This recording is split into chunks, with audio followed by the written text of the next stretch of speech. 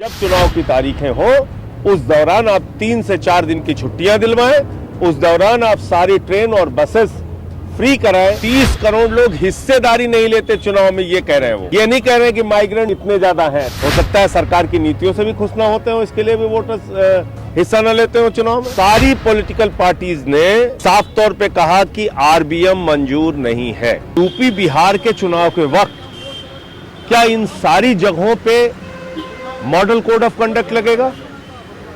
क्या इन सारी जगहों पे चुनाव की आचार संहिता लगेगी? और अगर चुनाव की आचार संहिता नहीं लगेगी तो क्या गारंटी है कि उन वोटर्स को प्रभावित नहीं किया जा सकता? दूसरा सवाल कि अगर आप वोटिंग बढ़ाना चाहते हैं, लोकल बॉडी के इलेक्शन में तो 80-90% वोटिंग होती है, ग्राम प्रधान के इलेक्शन में 80-90% वोटिंग होती है। इसका मतलब उस समय जो प्रत्याशी होते हैं वो प्रयास करके वोटर्स को, जो बाहर भी होते हैं, बुलाते हैं और वोट डलवाते हैं।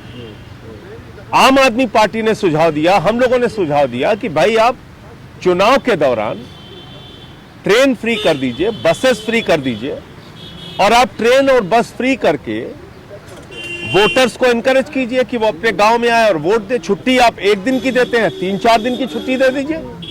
अगर आप वोटर्स को बढ़ाना चाहते हैं तो, उनका पार्टिसिपेशन बढ़ाना चाहते हैं तो। दूसरी चीज, दुनिया के सबसे बड़े लोकतंत्र में भारत के अंदर 67% वोट शेयर है 2019 का।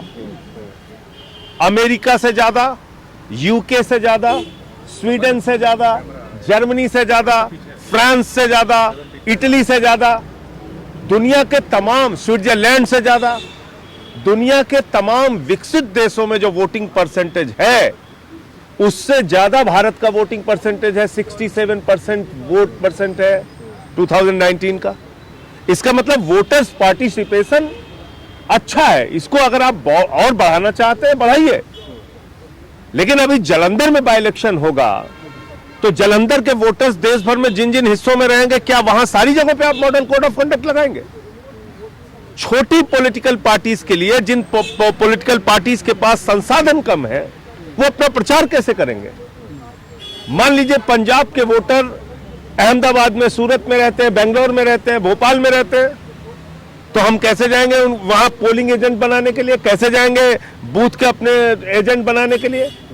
कैसे जाएंगे हम इतने सारे राज्यों में प्रचार करने के लिए?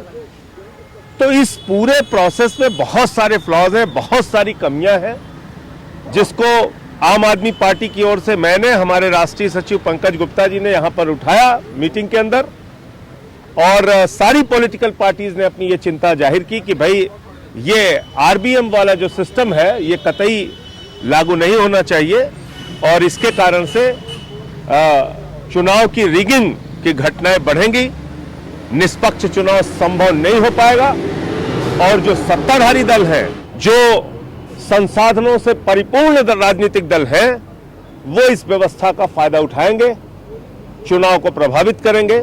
इसलिए हम लोग इसका विरोध करते हैं। सारी पॉलिटिकल पार्टीज ने साफ तौर पे कहा कि आरबीएम मंजूर नहीं है। चुनाव आयोग ने भी ये साफ तौर पे कहा। अंत में मुख्य चुनाव आयुक्त महोदय ने भी ये कहा कि जब तक सबकी सहमति नहीं बन जाती, जब तक सबकी राय नहीं आ जाती है, तब तक हम इसमें आगे नहीं बढ़ेंगे। ये आश्वस्त किया, क्योंकि सारी पॉलिटिकल पार्टीज ने इसका विरोध किया। जहां तक भारतीय जनता पार्टी का प्रश्न था, उन्होंने भी ये कहा कि ये प्रक्रिया लागू होनी चाहिए, लेकिन सबके सुझाव आ जाएं और उसमें सबकी सहमति बन जाए। इतना बीजेपी के लोगों ने भी कहा।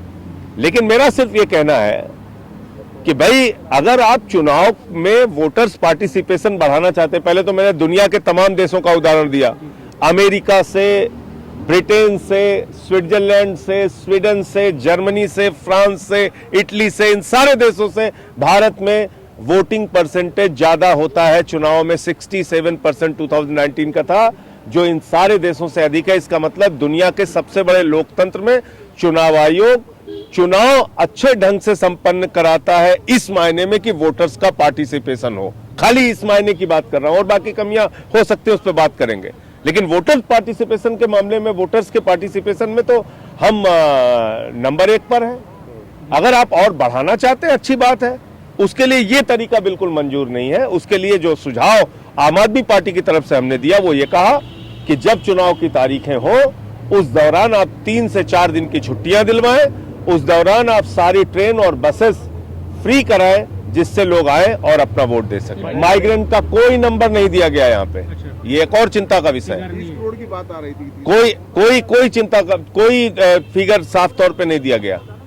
30 करोड़ लोग हिस्सेदारी नहीं लेते चुनाव में, ये कह रहे हैं वो। ये नहीं कह रहे हैं कि माइग्रेंट इतने ज्यादा हैं, 30 करोड़ हैं। वो कह रहे हैं कि 30 करोड़ लोग चुनाव में भागीदारी नहीं करते। तो हमने कहा भाई जो पढ़े लिखे लोग हैं वो भी बहुत कम भागीदारी लेते हैं चुनाव में, उसके कारण तलाशी है। बहुत सारे लोग ईवीएम जब गड़बड़ हो जाती है 2-2 घंटे तक उस समय बूथ छोड़ के चले जाते हैं, इसके कारण वोटर्स पार्टिसिपेशन कम होता है। बहुत सारे लोग और कई कारणों से चुनाव में वोट में हिस्सा नहीं ले पाते। हो सकता है सरकार की नीतियों से भी खुश ना होते हो, इसके लिए भी वोटर्स हिस्सा न लेते हो चुनाव में। तो तमाम कारण है। अकेले ये एक नया कारण निकाल के और आरवीएम के जरिए वोट कराना ये किसी भी राजनीतिक दल को मंजूर नहीं।